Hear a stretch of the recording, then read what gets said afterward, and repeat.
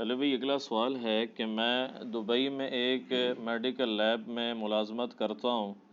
ہمیں پیشاب کے میڈیکل ٹیسٹ کے ریکارڈ کو مینٹین کرنے کے لیے پیشاب کے سیمپلز والی بوتلوں کے باہر چٹ لگا کر مریضوں کا نام بھی لکھنا پڑتا ہے، مثلاً احمد، عبداللہ، علی، عثمان وغیرہ وغیرہ۔ کیا میرا پیشاب کی بوتلوں پر مریضوں کا نام لکھنا بے ادبی اور گستاخی تو شمار نہیں ہوگا؟ پلیز وضاحت فرما دیں۔ جزاک اللہ خیرہ جی، آپ نے اتنی باریکی سے اس چیز کو ہائی لائٹ کیا ہے، اور یہی دیکھیں ہماری مجلس کی خوبصورتی یہی ہوتی ہے کہ ہم پوری دنیا سے فیڈ بیک لیتے ہیں کوسچنز کی فارم میں۔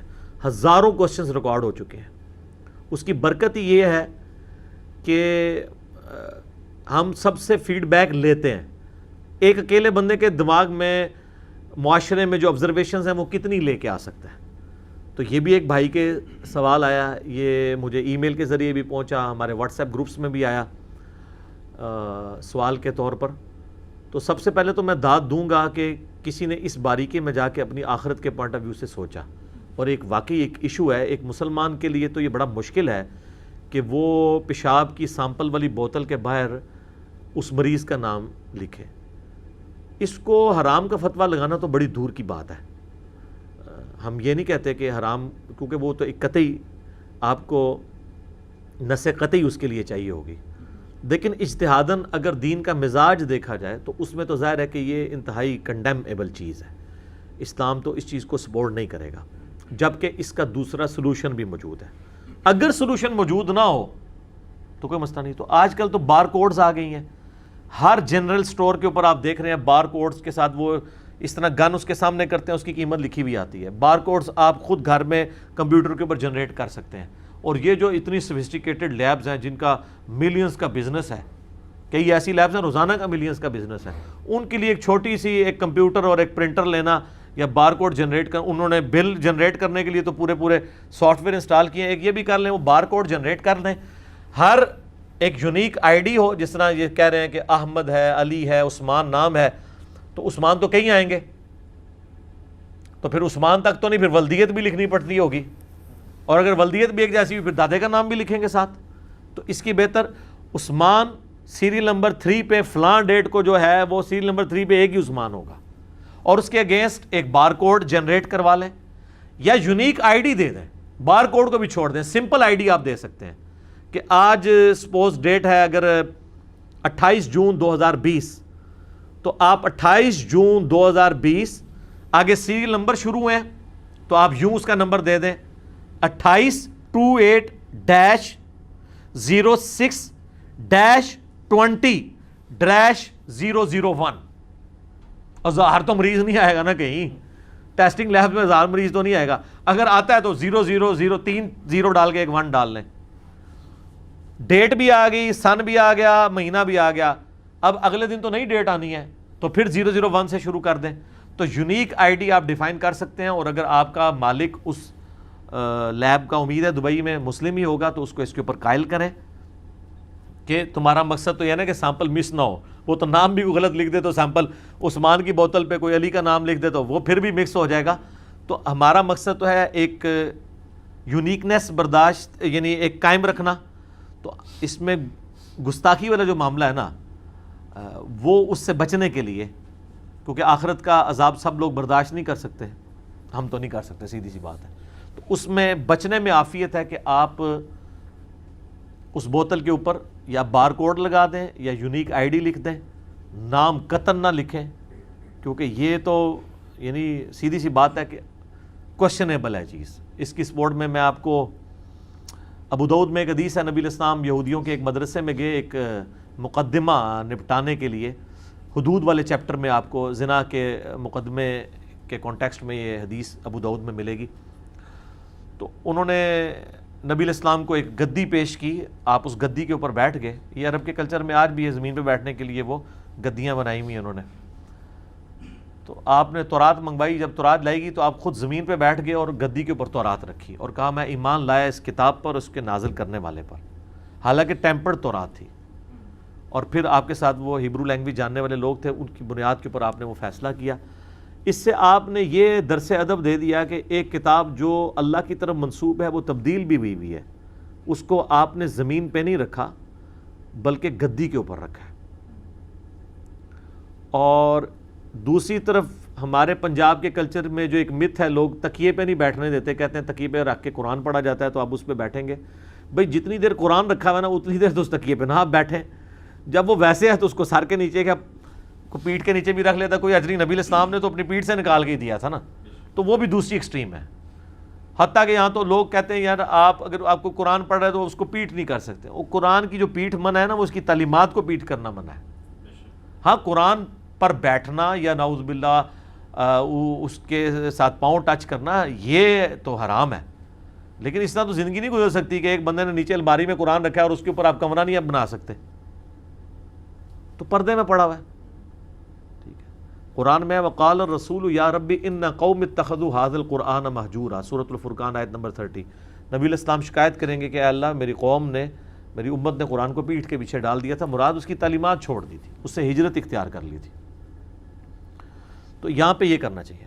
باقی جان کی امان پاؤں تو عرض کروں کہ یہ آپ بات آج کسی سے بھی پوچھیں گے وہ سلوشن تو نہیں آپ کو دے گا، لیکن جذباتی طور پہ یہ کہے گا کہ یار واقعی پیشاب کی بوتل کے باہر نام نہیں لکھنا چاہیے۔ لیکن اگر اسے یہ بتایا جائے کہ آپ کے بزرگ تو اس سے بڑا کام ڈال کے گئے ہیں، میں تو ادھر تک نہیں جواب رکھوں گا، مجھے تو بہانا چاہیے آپ کے دماغ میں ڈرل کرنے کا کہ آپ سوچیں کہ دین میں کیا کیا لوگوں نے ظلم ڈھائے ہیں۔ در مختار فقہ حنفی کی ایک معتبر کتاب ہے، اس کا حاشیہ لکھا ہے رد المحتار۔ در مختار میں خرگوش والی خے ہے، رد المحتار میں ہا ہے۔ رد المحتار کا مطلب ہے در مختار پہ جو اعتراضات تھے یا کوئی عبارتیں تھیں جو مشکل تھیں تو اس سے جو ہے نا رد کیا گیا، اس سے دور کی گئی ہیں وہ تمام چیزیں۔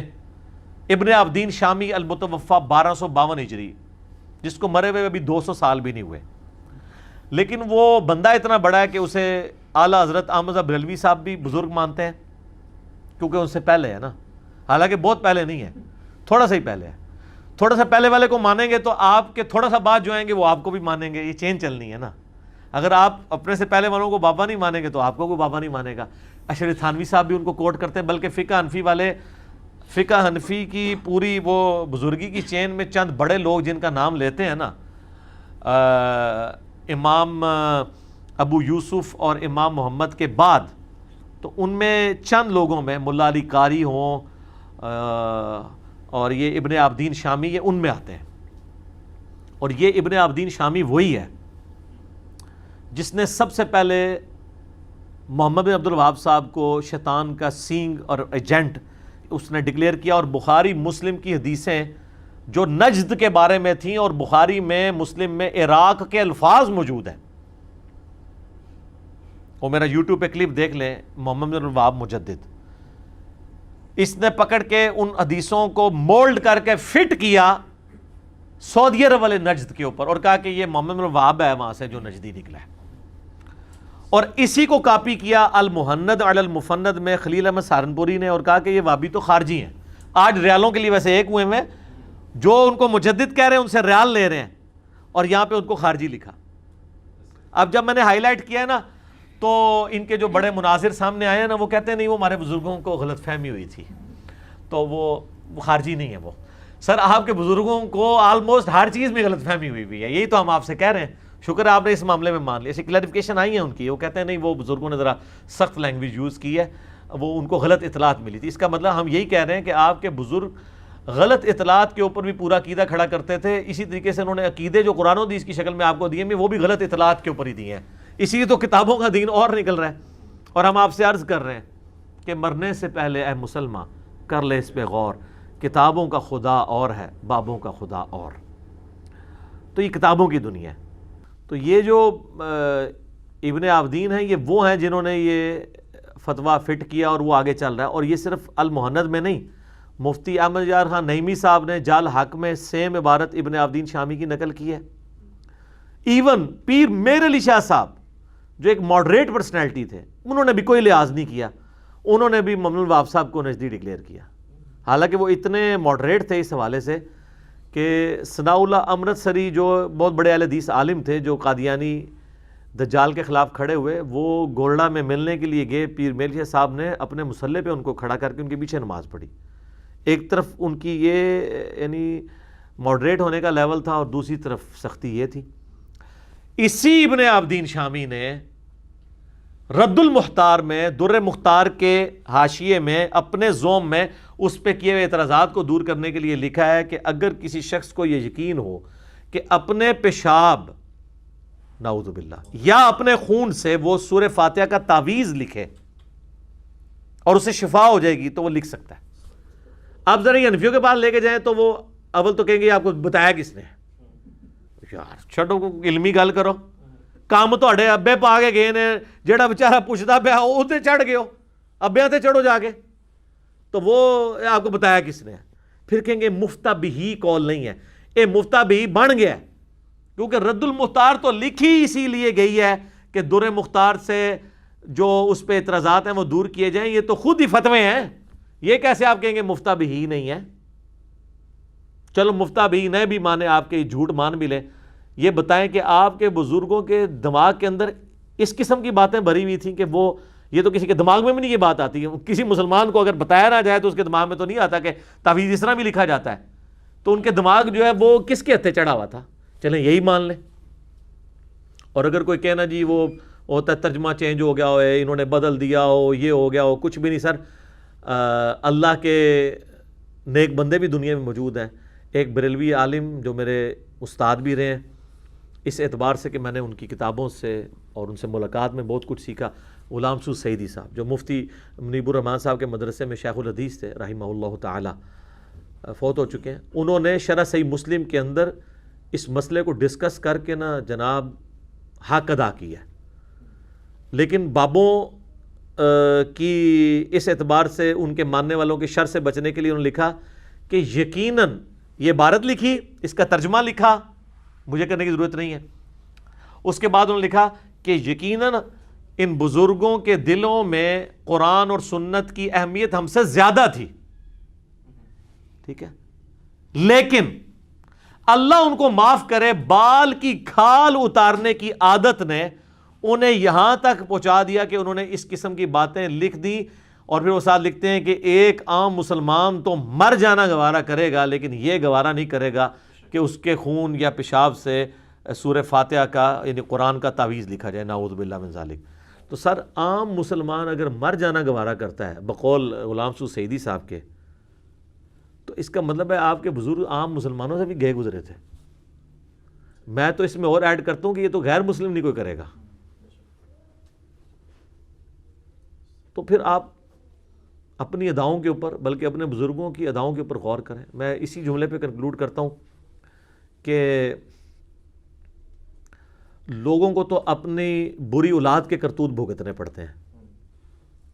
یہ فرقوں کے علماء وہ ہیں کہ انہیں اولاد نہیں اپنے روحانی باپوں کے کرتوت بھگتنے پڑ رہے ہیں اور ان کی طرف سے دفاع کر رہے ہیں. حالانکہ ان کو چاہیے کہ ان سے دستبردار ہو کر رسول اللہ کے قدموں میں آ جائیں.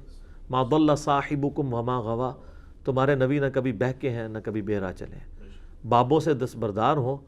اور اس لیے تو ہم نے عرض کیا تھا بہت پہلے، اب نہیں ہم کہتے، لیکن آج ذرا موقع ہے، بڑا ہی عرصہ ہوا ہے شعر نہیں پڑھا، کئی مجالس گزر گئی کہ نہ میں وابی نہ میں بابی، ٹھیک، میں ہوں مسلم علمی کتابی. بابوں کا دفاع نہ کریں، علمی کتابی مسلم آ جائے. ٹھیک ہو گیا جی.